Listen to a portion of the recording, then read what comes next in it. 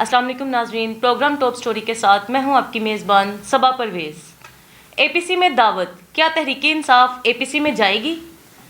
آج ہمارے ساتھ اسٹوڈیو میں موجود ہے سینئر صحافی عاصم امین صاحب۔ جی سر، اے پی سی میں دعوت مل گئی ہے، کیا کہتے ہیں آپ اس پر؟ بسم اللہ الرحمن الرحیم۔ یہ ایک اچھا فیصلہ ہے اے پی سی بلانے کا، کیونکہ جو ملکی حالات ہوئے نا اس کے بغیر گزارا نہیں ہے۔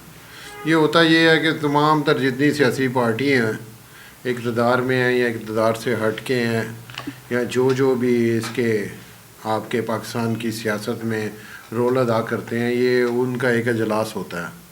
اس میں پھر مشترکہ طور پہ سارے فیصلے کیے جاتے ہیں کہ یہ دہشت گردی کا ہمیں سامنا ہے پاکستان میں، یہ ڈالر کا ہمیں اس کے مسئلے مسائل ہیں، اور توانائی کے، خوراک کے، اور ادر جو بھی کسی قسم کے بھی حکومت کو لگتا ہے کہ یہ خدشات ہمیں موجود ہیں، وہ اس پہ ڈسکس ہوگی۔ پھر وہ سب ساری اپنی اپنی رائے دیں گے، پھر دیکھیں حکمی جس کی زیادہ ووٹ ہوں گے وہ فیصلے کی طرف حکومت چلی جاتی، ہوتا تو ایسے ہے۔ اب دیکھیں یہ اے پی سی بلانے کا مقصد ان کا کیا ہے، اس کے پیچھے ایجنڈا کیا ہے؟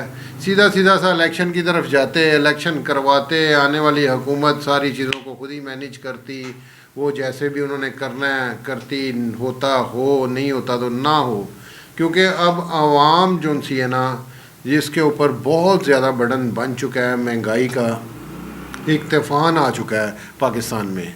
اب یہ چیزیں جو سی ہیں نا جتنی جلدی ہو سکے یہ سیٹل ہونی چاہیے، عوام کو ریلیف ملنا چاہیے، نہیں تو یہ ملک جو ہے نا تباہی کی طرف چلا جائے گا۔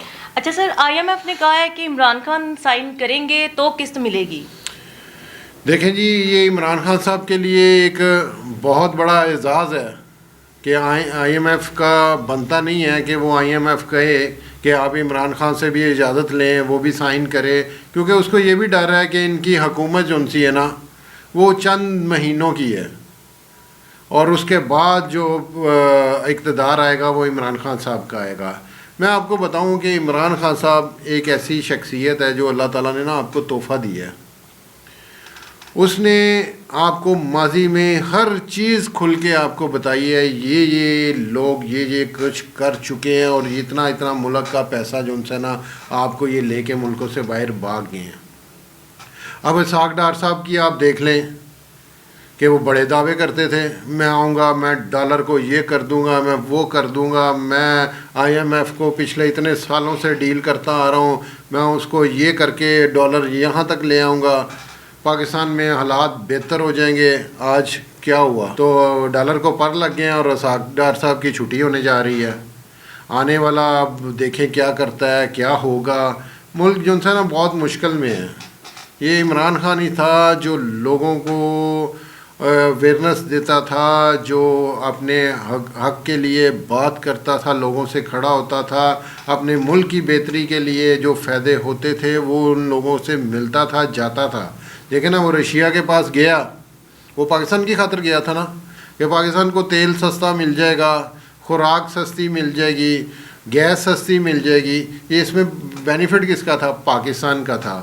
تو اب بدقسمتی سے وہ ہو نہ سکا، شاید اس میں بھی اللہ تعالیٰ کی کوئی بہتری ہوگی، اور ہوئی بھی ہے۔ عمران خان صاحب کو ایک دم انہوں نے جب یہ اقتدار چھینا، اس کے بعد انہوں نے اللہ تعالیٰ نے اس کو بہت عزت دی اور ان کا زوال شروع ہو گیا۔